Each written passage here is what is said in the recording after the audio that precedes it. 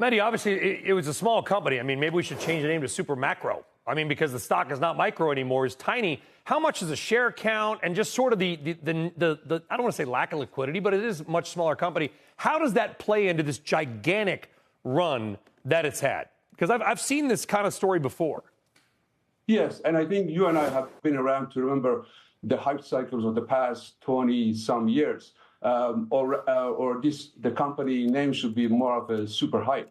But you look at where the company's positioned, they obviously have key partnership with NVIDIA, AMD, and even to some extent Intel. So early in the cycle, they are a key partner. But as the cycle gains momentum, the economic value add or lack of economic value add is going to impact. And we went through the same thing a couple of years ago in the cloud cycle of 2016 through 18. The company had significant growth trajectory and then was not able to recognize that.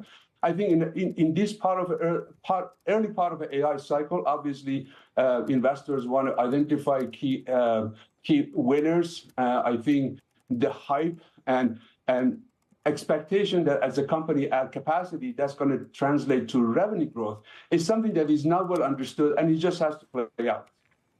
Mehdi Hosseini, it's great of you to join us. Thank you. Again, price target at 250. Brian. All right, so now the other side of that stock story. This SMCI bull has been following Supermicro for a long time, and he has had a buy rating on the stock for nearly 5 years, going back to February of 2019 when shares were under $20. So obviously this has been a great call if you listen to Nehal Chokshi, who joins us now, Managing Director of Infrastructure and Application Software at Northland Securities. Nehal, first off, great call. And you can respond to what the previous guest just said, but what did you see in Supermicro that apparently a lot of other people missed? Yeah, great. Thank you for having me on this show.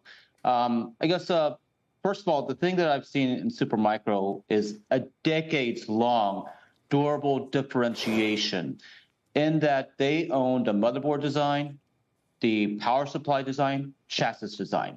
That enables to give customers superior power efficiency at volume price economics.